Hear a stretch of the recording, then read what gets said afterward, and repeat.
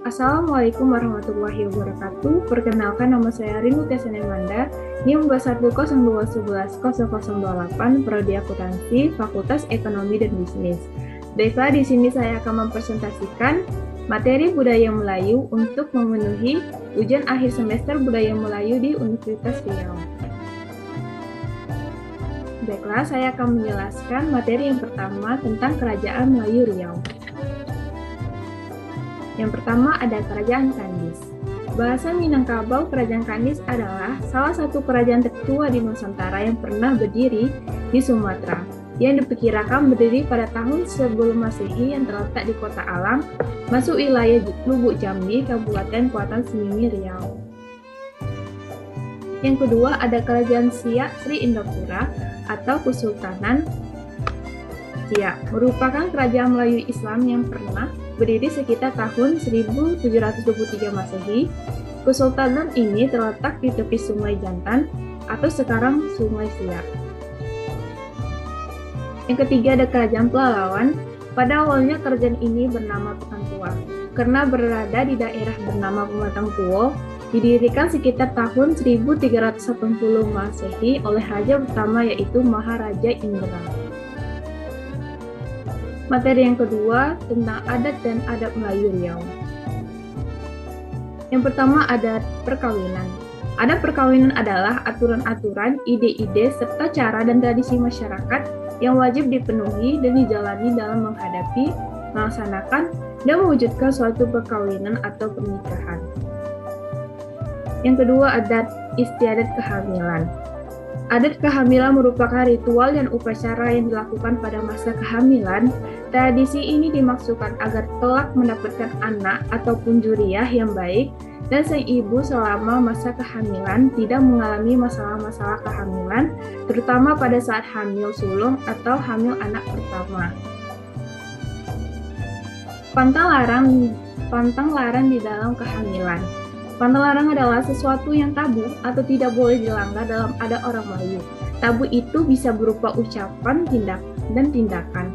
Secara etimologi, tabu mengacu pada sesuatu yang dilarang atau tidak diperbolehkan. Yang ketiga, adat istiadat kelahiran. Orang Melayu meyakini anak adalah amanah dari Tuhannya, serta dilahirkan dalam keadaan suci. Orang Melayu berasa berkewajiban untuk menjaga, memelihara, melaksanakan, serta menyempurnakan tanggung jawab mereka pada anaknya. Materi ketiga, masyarakat hukum adat. Pengertian hukum adat. Hukum adat adalah seperangkat norma atau aturan, baik yang tertulis maupun tidak tertulis, yang hidup dan berlaku untuk mengatur kehidupan bersama masyarakat adat yang diwariskan secara turun-temurun, yang senantiasa ditaati dan dihormati, serta mempunyai sanksi. Perlakuan hukum adat. Hukum adat berlaku bagi orang yang lahir sebagai bagian dari suatu adat tersebut, sehingga antara satu adat dengan yang lain mungkin akan memiliki peraturan atau sanksi yang berbeda. Unsur-unsur pengakuan masyarakat hukum adat. Yang pertama, ada kelembagaan dalam bentuk perangkat penguasa adatnya. Yang kedua, ada wilayah hukum adat yang jelas. Yang ketiga, ada pranata dan perangkat hukum. Yang keempat, masih mengadakan pungutan hasil hutan di wilayah hutan sekitarnya untuk pemenuhan kebutuhan hidup sehari-hari. Materi keempat, atur cara kehidupan dan kepemimpinan Melayu. Pemimpin dalam budaya Melayu secara harfiah, pemimpin berarti membimbing atau tuntut. Menurut Kamus Bahasa Indonesia, kepemimpinan berarti perihal memimpin atau cara memimpin. Pemimpin dapat diartikan sebagai pencetus, pembentuk, penggerak segala sesuatu yang dapat mengaruhi anggota dengan segala tujuan yang ingin dicapai. Atur cara kehidupan atau tunjuk ajar Melayu. Tunjuk ajar Melayu merupakan segala jenis petuah, petunjuk, nasihat, amanah, pengajar, dan contoh teladan yang bermanfaat bagi kehidupan manusia, serta membawa manusia ke jalan yang lurus dan diridhoi Allah Subhanahu wa Ta'ala. Berkahnya menyelamatkan manusia dalam kehidupan di dunia dan akhirat.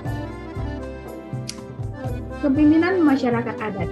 Kepemimpinan adalah merupakan seseorang yang mampu mempengaruhi untuk bersama-sama melakukan aktivitas tertentu demi mencapai tujuan tertentu dalam kelompok masyarakat tertentu.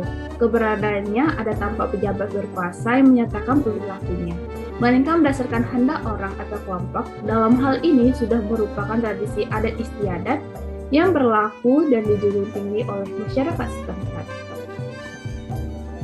Materi kelima, Bahasa Melayu Riau. Kesantunan bahasa Melayu. Kata santun bermakna kepribadian yang halus dan baik budi bahasanya maupun tingkah lakunya. Orang yang sabar dan tenang atau sopan. Kesantunan disebut juga dengan adab, yakni sebutan tingkah laku serta tutur kata yang halus atau sopan, budi bahasa atau budi berkerti. Bahasa Melayu berhias atau figuratif. Orang Melayu Riau menggunakan ungkapan-ungkapan khas dalam bahasa Melayu setempat, seperti pelatah, teliti, dan berbahasa lainnya. Penggunaan bahasa berkias ini didasarkan cara pandang khas orang Melayu terhadap bahasa dan penggunaan lambang-lambang sosial bahasa. Pandangan terhadap bangsa. Orang Melayu Riau cenderung berpikir metaforik, artinya cenderung mengatakan sesuatu secara tidak langsung menyebutkan sasaran. Hal ini menyebabkan bahasa Melayu kaya dengan ungkapan-ungkapan khas. Sastra Melayu. Orang Melayu memiliki sejarah yang cukup panjang, mulai dari prasejarah hingga dipakai saat ini. Makna purba dari istilah sastra ialah sesuatu yang tertulis. Istilah sastra Melayu mencakup ke dalam berbagai pengertian. Semua sastra berbahasa Melayu itu pun harus pula ditambahkan dengan semua variasi alkitab. Sastra Melayu mantra. Mantra atau mantra adalah ucapan berdaya magis yang digunakan dalam aktivitas kehidupan sehari-hari oleh masyarakat Melayu tradisional. Mantra dapat digunakan sebagai pelangkah penjaga diri, penjaga harta benda, penyampai maksud, pemohon atau pengharapan untuk permainan rakyat termasuk olahraga. Materi ke-6, Kesenian Melayu. Kesenian Melayu Riau. Kesenian Melayu Riau merupakan ekspresi kebudayaan masyarakat Melayu yang dijadikan pedoman dan tujuan ajar dalam kebudayaan dan kesenian Melayu. Ini menjadi bagian yang integral dan institusi adat. Kesenian Melayu yang dipercaya wujud dari proses metafisika atau ilmu gaib adalah kesenian seperti tari zapin api di Rukut Utara, rentak buliang di Talang Mama, tari olang-alang di Sakai, pertunjukan debus. Seni musik adalah suatu karya yang bersifat bunyi lagu atau komposisi sebagai ungkapan perasaan pencipta dalam unsur-unsur irama, melodi, tempo, harmoni, serta bentuk susunan dalam suatu kesatuan. Alat musik Melayu. Tabu adalah sebutan untuk beduk besar, sementara untuk beduk kecil biasa disebut getuk.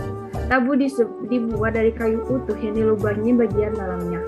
Besar tabu dapat mencapai 2 pemelukan orang dewasa dengan panjang sampai 4 meter. Puput adalah alat musik yang terbuat dari batang padi atau bambu pendek berdiameter 1,3 cm. Alat musik ini digunakan untuk memburu burung kuaran. Caranya adalah dengan membaca mantra terlebih dahulu sebelum menunjukkan puput. Hal ini akan membuka burung-burung kuaran untuk datang menghampiri sumber bunyi tersebut. Materi ke-7, tradisi lisan dan tradisi tulis.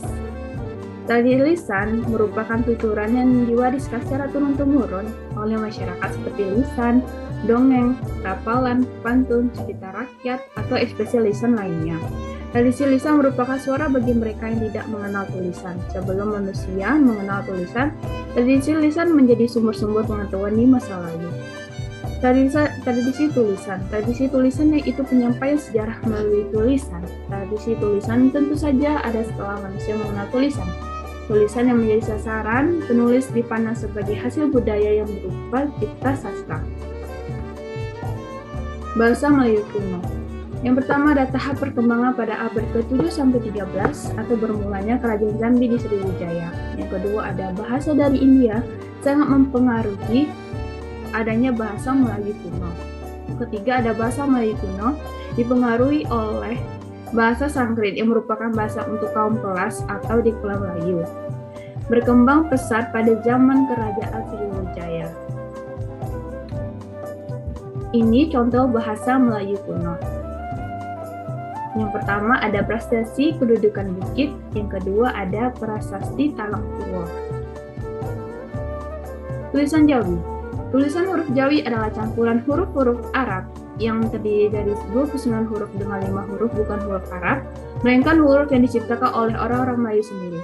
Hal ini disebabkan huruf-huruf Arab mempunyai kekurangan dari sudut lambang-lambang untuk fenomenal Melayu, atau orang-orang Melayu telah meminjam beberapa huruf Arab yang telah divariasikan. Dengan ini, bertambahlah jumlah huruf Jawi.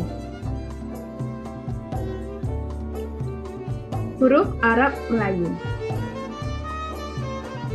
Perlambangan huruf Arab Melayu menunjuk pada bentuk huruf Arab. Setiap huruf walau merupakan huruf tambahan untuk mewakili bunyi bahasa Melayu, huruf tetap merujuk pada rujukan utama, yaitu huruf Arab. Makna dengan demikian, huruf Arab Melayu terdiri dari 3 jenis. Yang pertama ada huruf hijaiyah, huruf elah, dan huruf Melayu. Huruf hijaiyah. Menurut Ibnu Khaldun dalam Tarik Adat Al-Laubah, Sejarah Peradaban Bahasa Arab, ketetapan huruf-huruf ini berlangsung selama 5 periode atau masa. Materi ke-8, nilai azas ekonomi Melayu. Nilai azas. Nilai adalah suatu tatanan yang dijadikan paduan oleh individu untuk menimbang dan memilih alternatif keputusan dalam situasi sosial tertentu.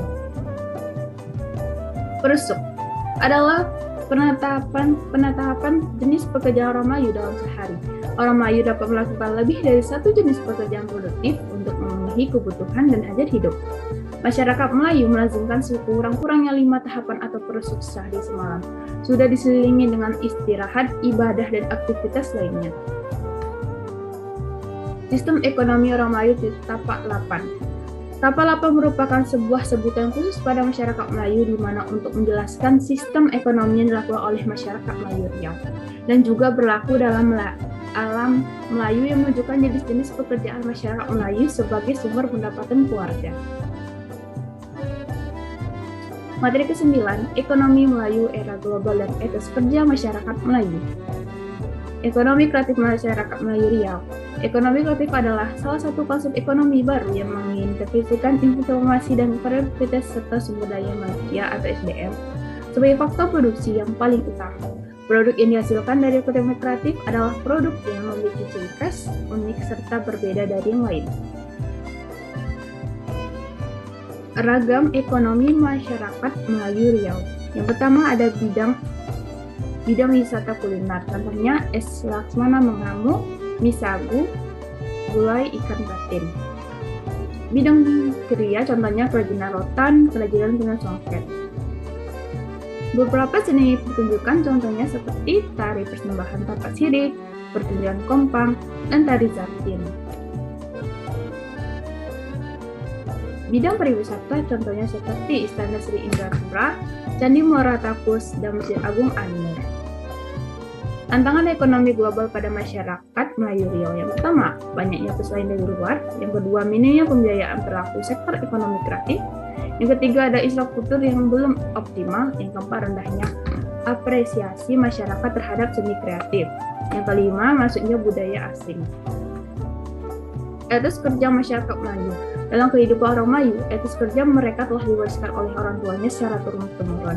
Masyarakat Melayu dulunya memiliki etos kerja yang disebut semangat kerja yang tinggi. Semangat yang mampu mengangkat harkat dan martabat kaum untuk duduk sama rendah, tegak sama tinggi, dengan masyarakat dan dengan bangsa lain. Sekian presentasi saya mempunyai satu kartun. Burung dara cendrawasih cari dulu di Papua. Cukup sekian, terima kasih, semoga bermanfaat untuk semua. Apabila ada kata-kata yang salah, saya mohon maaf, saya akhiri. Wabillahi taufiq wal hidayah. Wassalamualaikum warahmatullahi wabarakatuh.